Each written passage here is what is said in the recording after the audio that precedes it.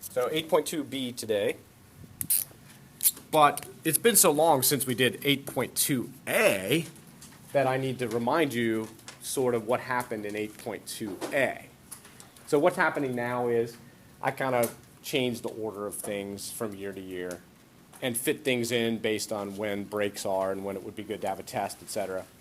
So I just left 7.5b until yesterday, even though we did a long time ago. And I'm doing the same thing with 8.2. So I'm just kind of picking up the pieces of what we haven't yet covered now. All right, so we're on 8.2b today, but back in 8.2a, we had what was called an indeterminate form.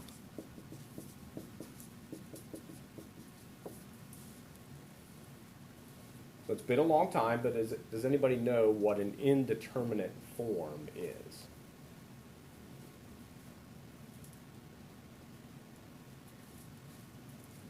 Okay, an indeterminate form is when you try to take a limit, but you get something that tells you nothing. So you're trying to take a limit, and you get something that tells you nothing. So does that jog anybody's memory on what an indeterminate form is? Okay, so what happens that tells you nothing? Specifically. Yes, that's good for BC. Good. 0 over 0. You tried limit laws and you got 0 over 0, right? And you think, oh, that should be does not exist. But remember, it says nothing.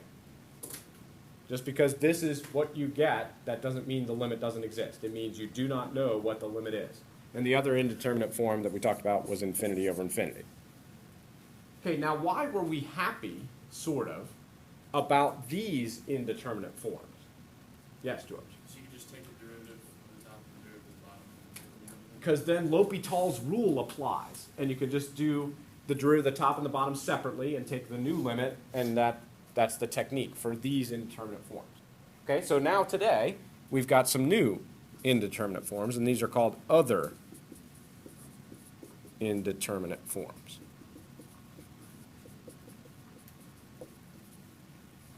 And the new indeterminate forms are 1 to the infinity power,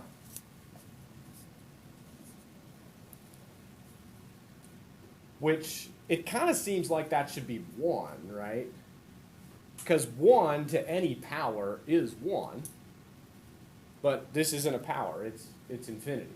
So it's not true that 1 to infinity is necessarily going to be 1. It's indeterminate. You don't know. Seems like it should be, but it's not. Might be 1, might not. Okay, another indeterminate form is 0 to the 0 power. Now this one people don't have a problem with. They want to put 1 down for this one, but this one people see, yeah, I get it, there's a conflict.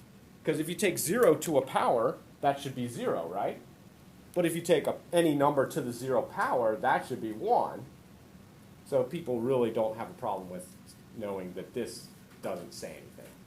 It doesn't say anything. Just like this, it just is more obvious than that. Okay, and then the last new indeterminate form is infinity to the 0 power. This one, people feel like it should be 1. But it's not. Well, it might be, but it doesn't have to be. It's indeterminate. We don't know from just this information what it's going to come out to. That's why it's called indeterminate. It cannot be determined. Okay, so these are the new indeterminate forms. And to deal with these indeterminate forms, we're going to have a new fact. And the new fact is that if the limit as x goes to a of the natural log of a function equals L,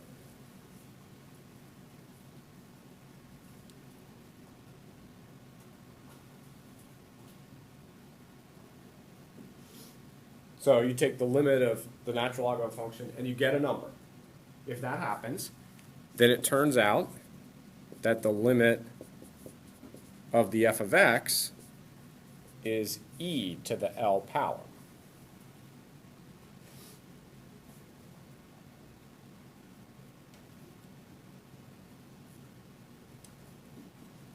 So let's say you're having trouble calculating the limit of f of x. You can't figure this out. So instead, you try to calculate the limit of the natural log of f of x. And you get an answer. Then that helps because then you know that the answer to this limit is e to that power. So that this fact will help us deal with these indeterminate forms. Okay, so here's example 1. We're going to calculate the limit as x goes to 0 of 1 minus 2x to the 1 over x power.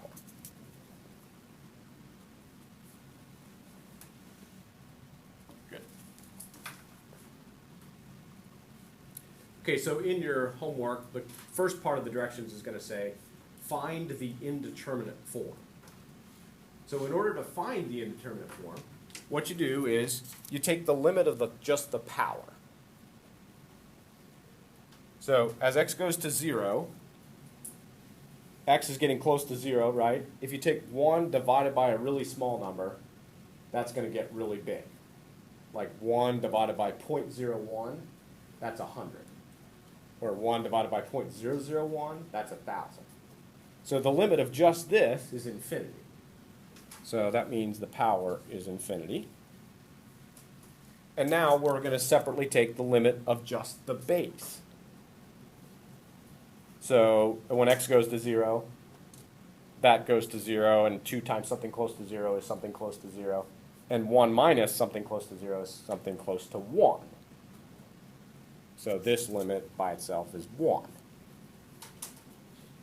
Don't put an equal sign here, because you can't have something equaling 1 to the infinity power, because I don't even know what 1 to the infinity power is.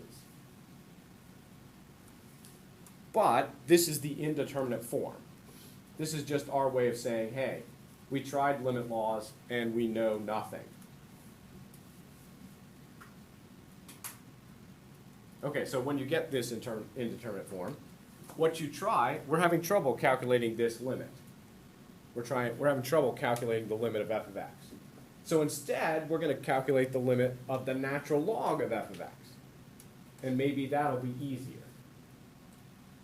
Okay, so we're going to calculate the limit as x goes to 0 of the natural log of this mess.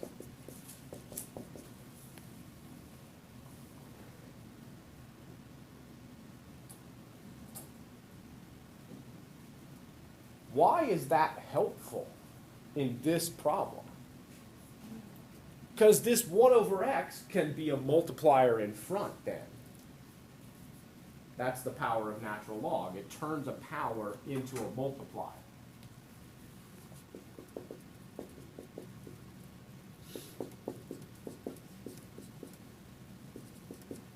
So now we're calculating this limit. And then I'm just going to rewrite that. Multiplying by 1 over x is the same as dividing by x.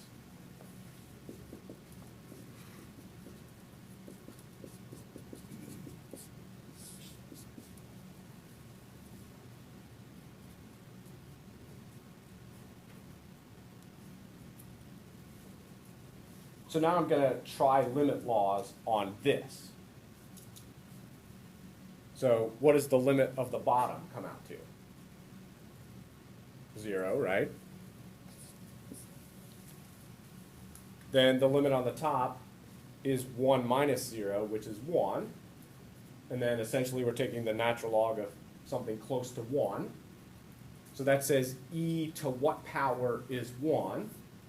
E to what power is 1? It's e to the 0 power that's 1. So now we've got 0 over 0. Which means we know nothing, right? But why are we excited about this know nothing rather than the other know nothing? Yeah. Because L'Hopital's rule applies in this case. So now we can do L'Hopital's rule on this to calculate this limit. Okay, so that's going to be the limit as x goes to 0. I'll take the derivative of the bottom first. That's easy. It's 1.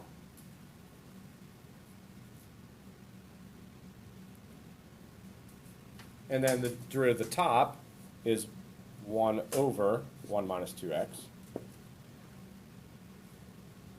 times negative 2. Where did that negative 2 come from?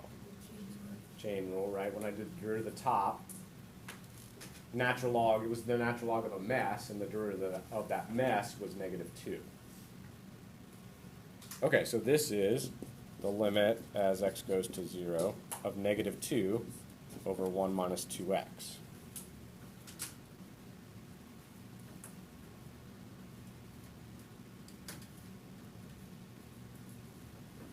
So then when x goes to 0, the bottom goes to 1, and the top goes to negative 2. So we've got this limit coming out to negative 2.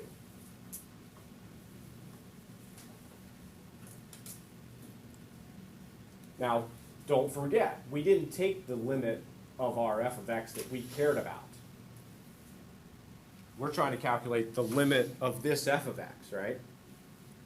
But to skirt the issue, because we didn't know how to do this limit, we did the limit of the natural log of f of x instead, right? So we did that limit and we got negative 2, but this isn't our final answer because we didn't do the limit we wanted to do. So we used this fact. We said, hey, let's take the limit of the natural log of our f of x and see if we get a number. And we did get a number. So now we know that the limit of the f of x we care about is e to our number that we got. So this answer, the answer to this limit, is e to the negative 2, aka 1 over e squared, right?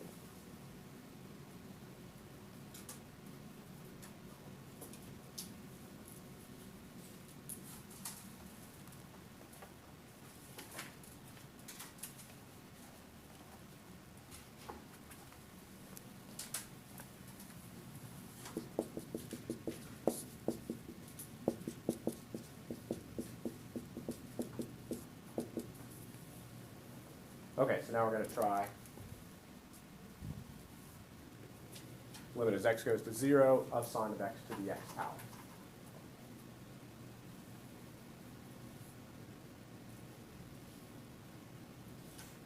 So the first step is to determine the indeterminate form, figure out what the indeterminate form is. So to do that, we take the limit of the power and the limit of the base separately. We're not really allowed to do that, but we're just doing that to find the indeterminate form. So the limit of the power would be 0, because the limit of x is just 0. And the limit of the base, we're taking the sine of something close to 0. The sine of something close to 0 is going to be close to 0, because the sine of 0 is 0. So the indeterminate form we're getting this time is 0 to the 0 power. So that's one of the new ones, which is good news, because that means we can try, since we're having trouble taking this limit, we can try the limit of the natural log of this instead.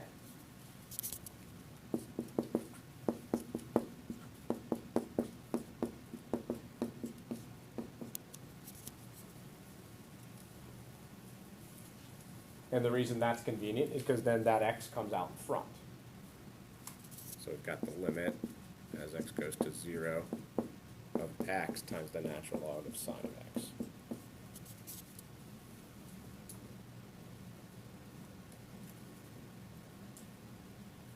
I really need to try to turn this into L'Hopital's rule, right? And that I'm not getting there right now because I don't have any division. So I'm going to force some division. Instead of multiplying by x, I'm going to divide by 1 over x.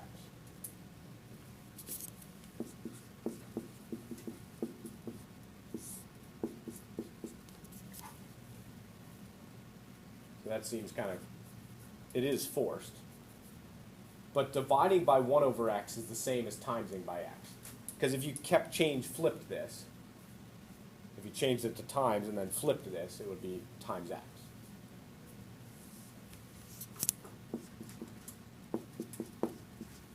So that seems awkward, but I'm doing it so that I can hopefully apply L'Hopital's rule. Okay, so now I'm going to see what's going on here. If I do the limit of the bottom, it's going to be 1 over a small number. 1 divided by a small number is getting big. So the bottom limit is infinity. And then for the top, the sign of something close to 0 is close to 0. So then we're taking the natural log of something close to 0. So let's look at the graph of natural log to figure that out. Natural log looks like this.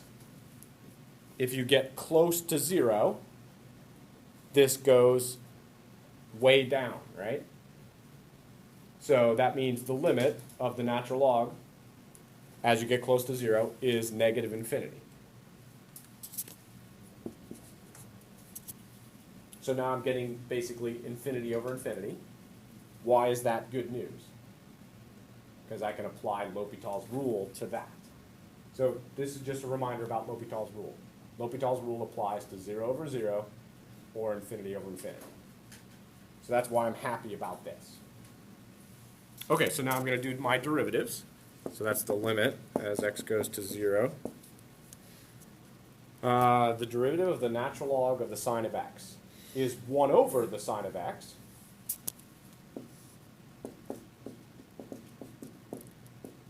times cosine of x. Cosine of x comes from chain rule, right?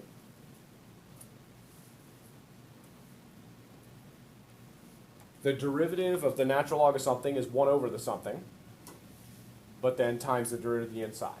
And the derivative sign is cosine. That's where that's coming from.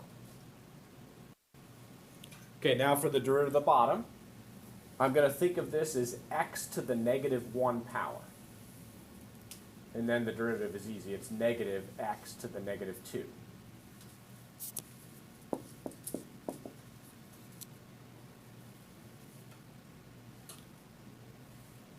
So there's where I'm at so far.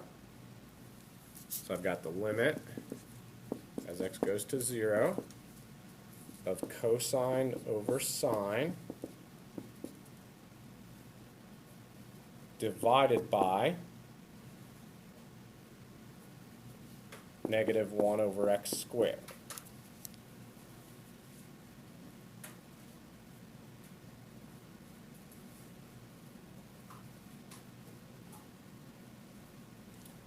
So then that's the limit as x goes to 0 of negative x squared cosine of x over sine of x.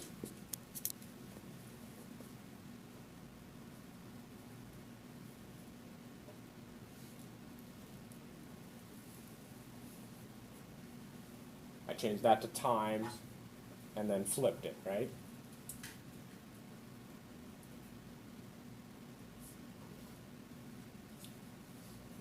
Okay, so now let's try limit laws now. The limit of the top is 0 times 1, so 0. And the limit of the bottom is also 0. So now what? L'Hopital again, right?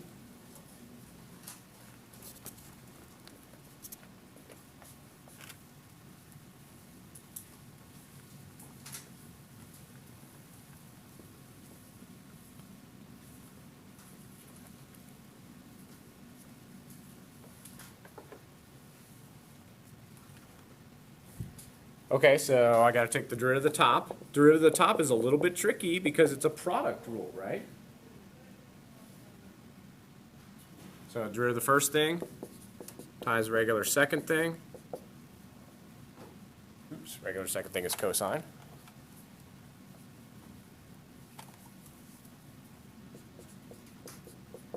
Plus derivative of the second thing, which would be negative sine, times the regular first thing.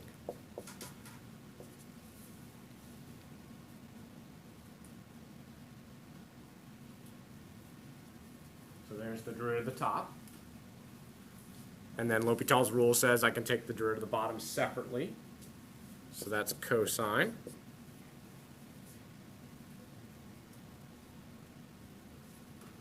So now I'll try limit laws. And just really, really pray that I don't get 0 over 0 again, right? Because I don't want to have to take the derivative of that whole thing. But the limit on the bottom is 1, because cosine is getting close to 1, right? So then on top I've got 0 times 1 plus 0 times 0. So I've got 0 over 1, which is 0.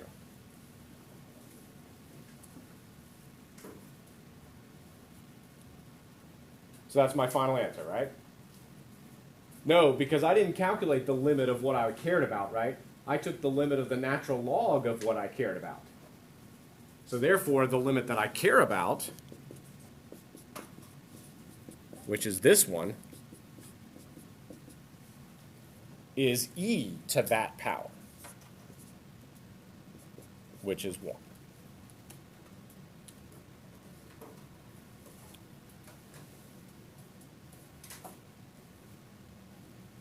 Okay.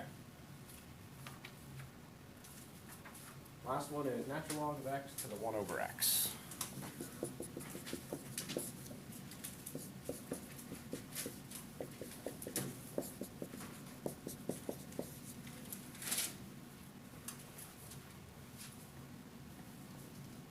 So it's the limit as x goes to infinity of the natural log of x to the 1 over x power.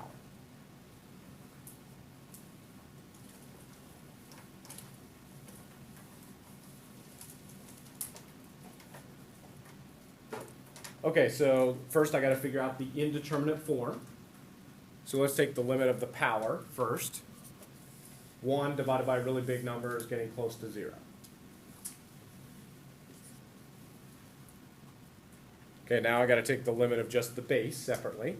So that's the natural log of a really big number. So let's look at the graph of the natural log to see what happens. Here's my graph of natural log.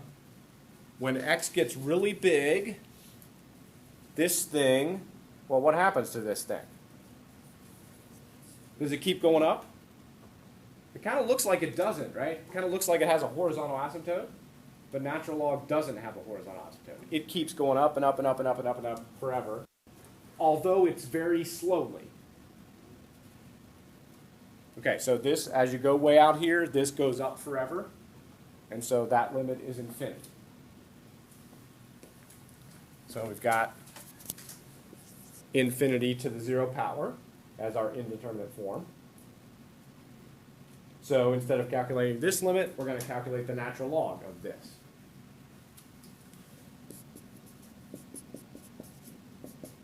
That looked kind of nasty with 2 natural logs, but it does help.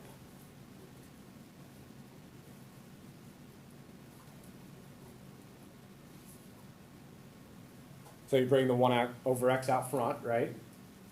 Which then can be written like this.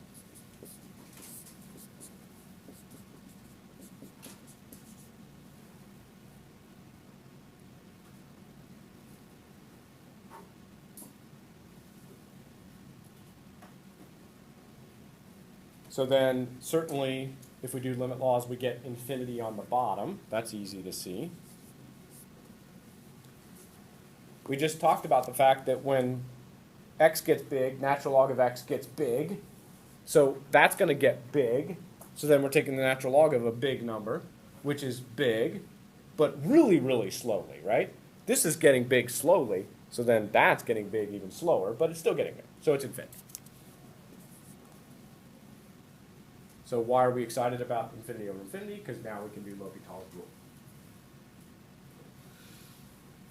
So now we're going to take the derivatives. Let's do the bottom derivative first. That's easy. Then the derivative of this is 1 over the natural log of x times, the times is for the chain rule. I'm taking the natural log of something, so the derivative of that is 1 over that something, times the derivative of the inside. The inside is natural log of x, the derivative of that is 1 over x. So this is the limit as x goes to infinity of 1 over x ln x.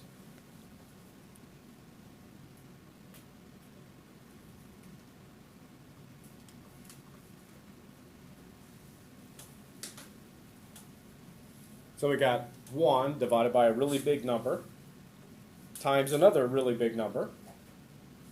So it's going to be a big number. So it's 1 divided by a big number, which is getting close to 0.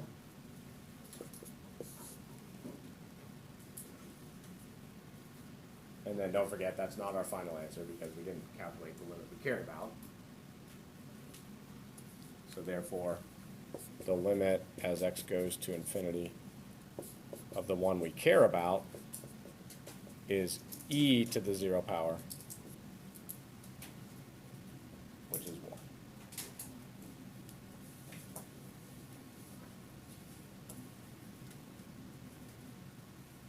Any questions about anything?